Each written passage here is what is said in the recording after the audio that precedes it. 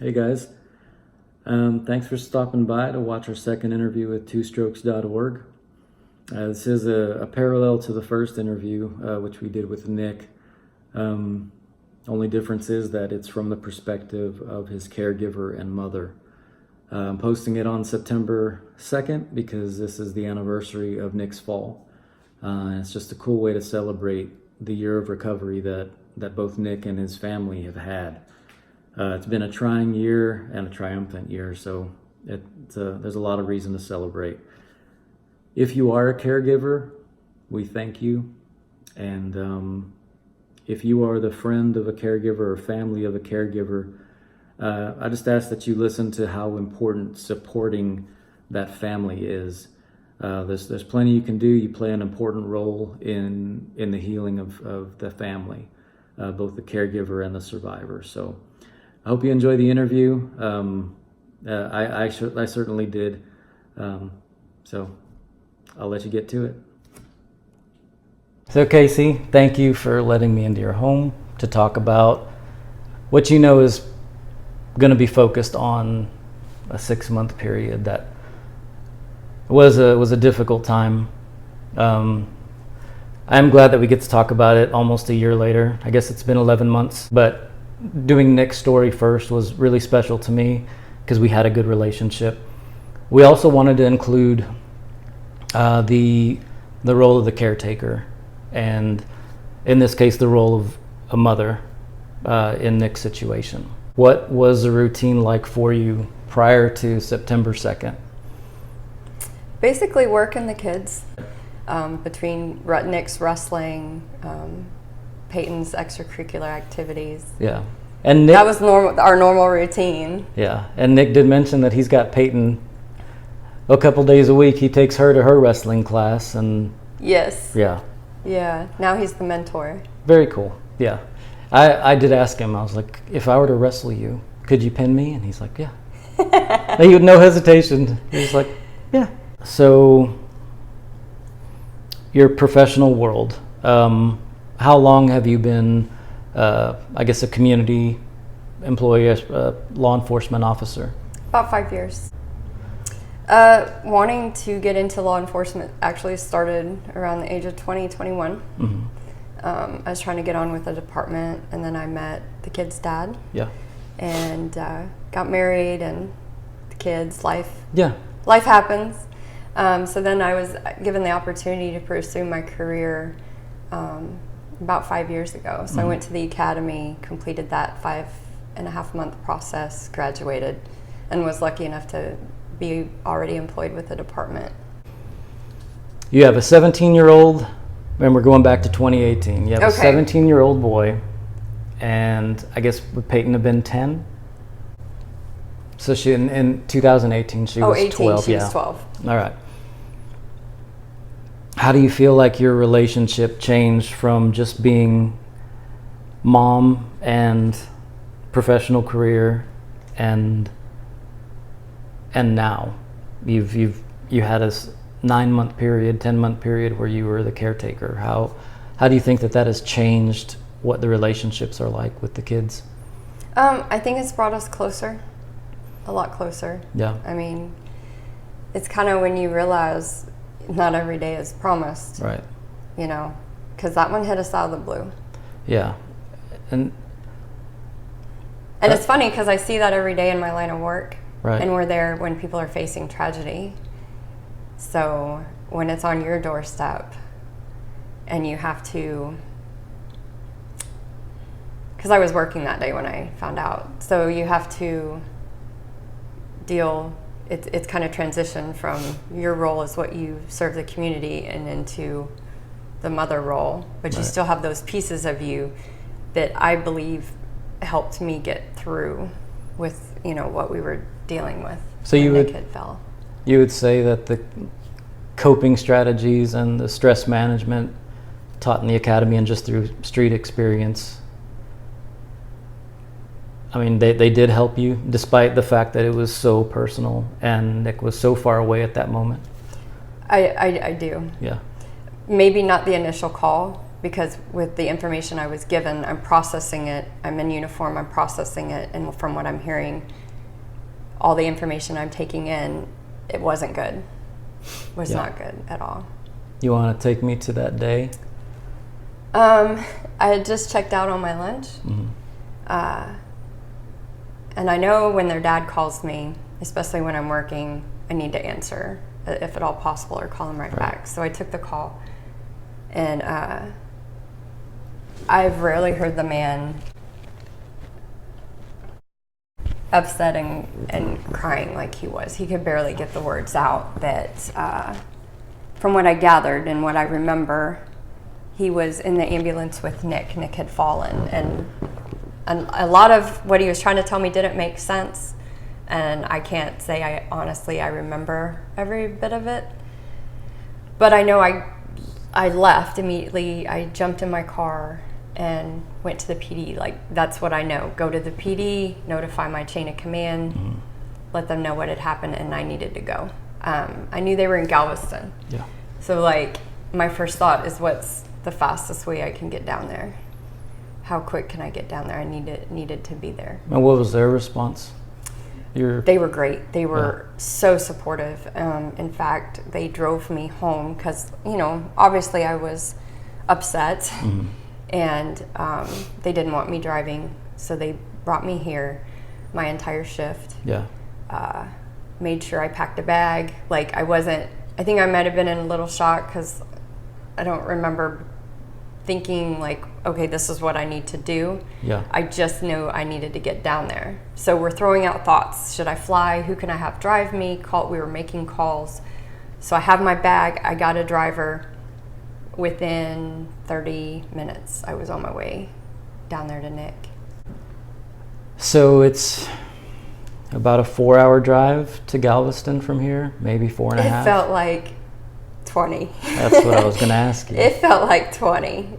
Like, I just couldn't make the car go fast enough. Not that we were speeding or anything, but being a passenger and having that time to just, your mind, goes everywhere.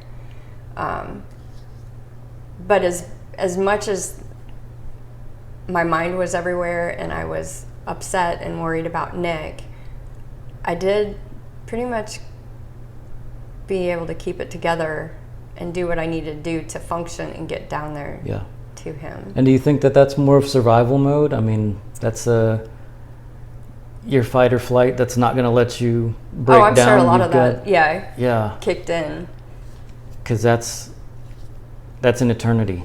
Yes. That drive. So I'm preparing questions I'm going to ask the doctors, things I need to consider, think about, all the what ifs, and that's training. We're always trained to what if situations so that we're always prepared.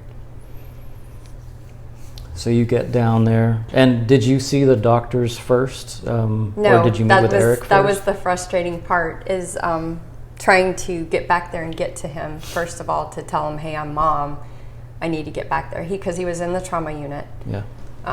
So I believe his dad and stepmom were in the room when I got there. I don't remember if someone else was. They may have been. And of course, nurses are all around with him being in the trauma unit. But I think he had just gotten back from a MRI or CT scan. Was he already in a medically induced coma when you got there? Yes. Okay. He was. And as I understand it, Nick spent about just under 2 weeks in Galveston at the hospital? Yes. Okay. Yeah, he was able to move eventually, I think it was day 8 or 9, from the trauma unit up to on the floor. Mm-hmm. Was he, on that 8th day, was he coming out of his coma? Did they back off on the medications and allow him to start? Actually, they were trying to bring him out, I think it was either the next day that I was there, after I'd gotten there. And it was like this. Now, mind you, it's trying to remember exactly the process because it's kind of foggy at the time with the level of stress and, walking in and seeing him like that. Right.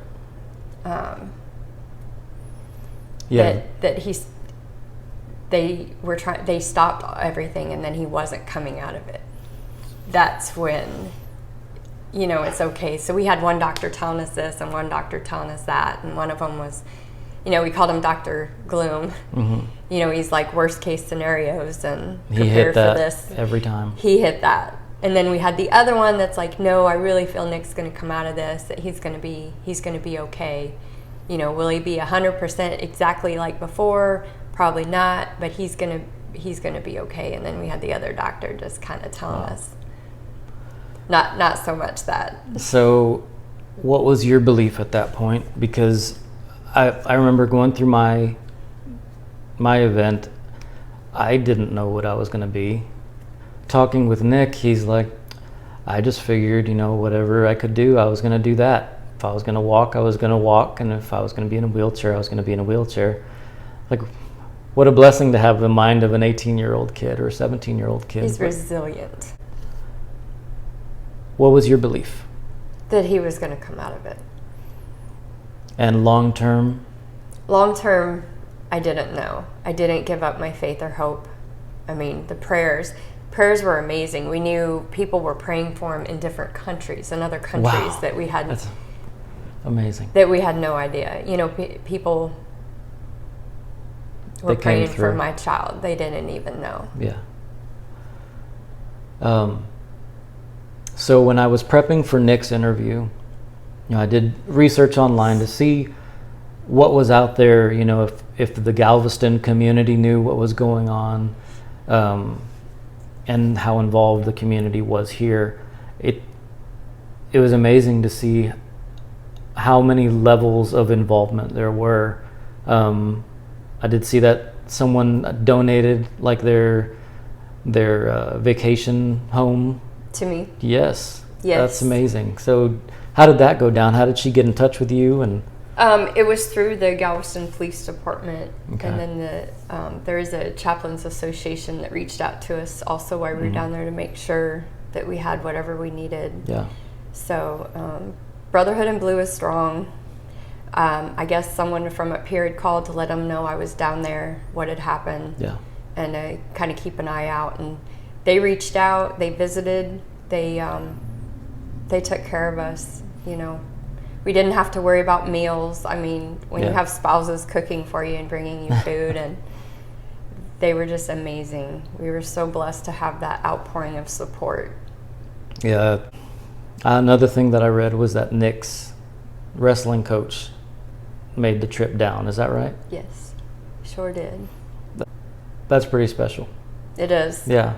And Nick recognized him. Like, it was still the stages of Nick, you know, learning to speak and to get dressed, like things we take for granted. Yeah. And he knew his coach, and he lit up when he saw him. He was so excited. So on the speech part, I remember that Nick had trouble with like cartilage damage in his breathing tube. Yes. What day was it? The day 5, I think. He's still in a coma. So he kept trying to pull out his tube, so they put these big mitts. They look like boxing gloves, but they're very soft on his hands to keep him from grabbing, because in his sleep coma, he would twist and like pull at them. Well, one evening he was able to grab that tube to hook it just right, and he self-excavated, like pulled his breathing tube out. That was a moment of terror. Because they weren't taking him off of it at that point. We didn't know if he was capable of breathing completely on his own. Yeah. He was able to. They monitored him very closely. I guess Nick determined, he was like, I'm ready, let's do this. I'm ready to start waking up. Yeah. So he had some minor damage. He did have one minor surgery once we got him back up here. To clear that way, and actually once she got in there, she said the healing process, she barely had to do anything. Really? Yeah, because the healing process was amazing. So one thing, when I was prepping for this interview, my mom was in town, my mom and dad were in town, and I asked my mom, I was like, what, so as my mom, what's something that you would want for me to ask her or relate to her? She said, I want to know what the physical manifestations of the stress were. I mean, did you have any, or was it Was the coping and stress management so refined that you were able to separate somewhat? I remember during those 2 weeks, I probably ran on 2 to 4 hours of sleep, and you just function. I didn't have really any side effects. I mean, I'm sure I lost a little weight or whatnot. I just remember once he was in the therapy hot in eye care, in rehab, I think that's when it started to hit me, the fatigue. Right. So my biggest symptom was just fatigue. Like I would just felt wore out. Yeah. And trying to catch up. I'm sure at some point your body says, I'm tapped out. One thing that I saw on the internet was a huge welcome. Yes. From the community. Can you tell me what that experience was like and who was there? Overwhelming. Classmates, friends of ours, Lake City's fire, I think Flower Mound came out, people from my department came out, Highland Village PD came out. It was overwhelming show of support. The wrestling team was there. Great. People his dad had worked with were there. And so as mom and caretaker and a professional, what was that like? Because you have Peyton as well. And beyond being a mom, you're also on this journey with Nick back to health. Struggling to make sure I still made time for Peyton, but was there for whatever Nick needed. Yeah. And to be involved in the process. I'm kind of a hands-on person. That's fair. Yeah. I guess it's you don't want to miss something, you know. You want to be there for your kids. So I think that was my biggest pull. Yeah. Behind that was my job, because without a job, right, you know, was the worrisome. The finances, you know, being out of work that long, I wasn't getting paid. Yeah. I could say, because we always try to look for a silver lining, I would say on that end of it, the silver lining is they did create a policy near the end. They were able to get it passed that for anyone facing, for some of my time and anyone in the future facing an experience like that to themselves or a family member, where employees could donate to basically a sick bank, sick time, because I hadn't been there long enough to support to accrue the time that I needed off. So that they were able to get that passed, and now it's in place for if, you know, something like that ever happens to anyone. So for people that might have just come into that role or have friends who have just come into that role, what do you think the most effective method of support for you was? Just the people checking on me, thinking of things that I didn't think about. One that stands out is my yard. Right. I didn't think about that while I was gone.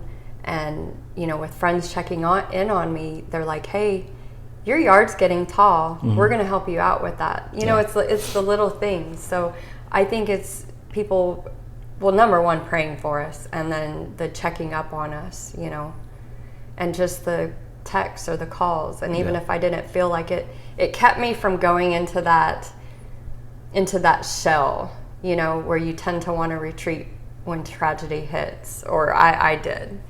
And it helps keep me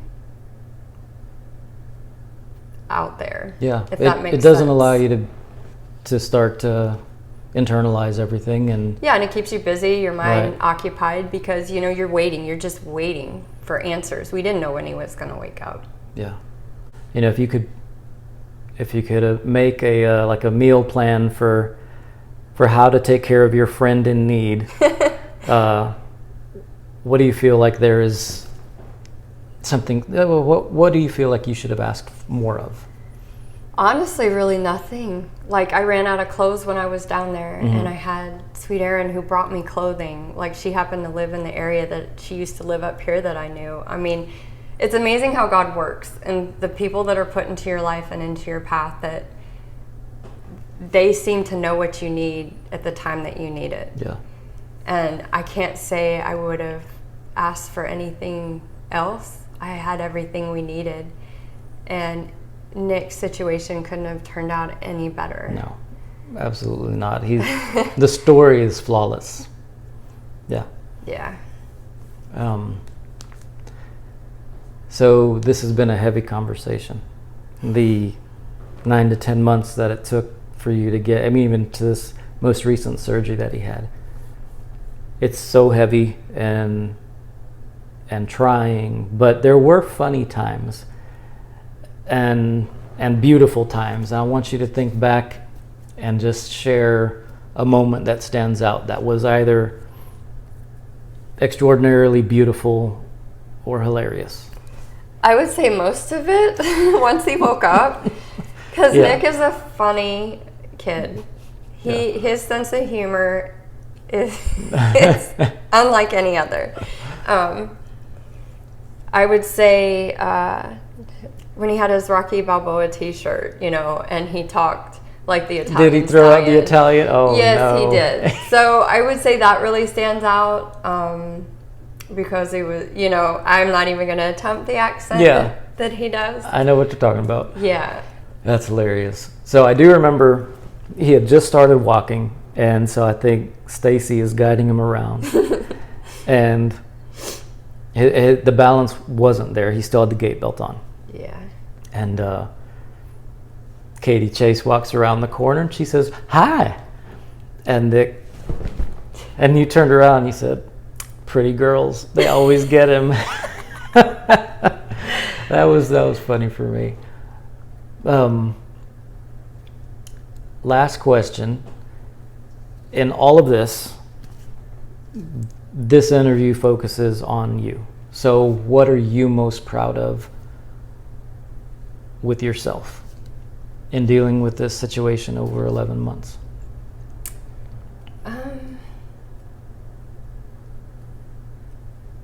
Nothing in particular. I mean, you just do what needs to be done. I'm very pleased I was able to take the time off and be there for Nick. Yeah. That was so important to me. So maybe maintaining the balance of everything and being able to juggle everything and so Peyton didn't feel neglected. Right. And there was still family in Florida that wanted updates, and my mom that couldn't make it, right. And to go to Galveston and such. So it was just trying to keep everyone in the loop, juggling all the pieces, but giving Nick everything that he possibly needed, mm-hmm. so he had the best chance at recovery, for sure. I say his recovery's maximized. I haven't seen him since he had the little the surgery on his mouth, on his cheek. You should. His okay. smile. Is it? It's still swollen. Okay. Or his right side, actually. It's still a little swollen, but all right. He was so excited about that. Really? For his smile to. Mm-hmm. Oh, I know. Yeah. But even without the surgery, I mean I know the progression is incredible. But well, thank you so much. I enjoyed it. I really did. Me too. Thank you. Yeah. Thank you. All right. So there you have it. The funniest thing Nick did was a Rocky Balboa imitation. But it was a great story, and I really appreciate Casey for allowing me into that part of their life. Those are some intimate moments that their family shared, and we're grateful for the story. These stories need to be shared. Hope needs to be shared. And there's some inspiration to gather both from Casey and Nick. Thanks for watching. I appreciate y'all.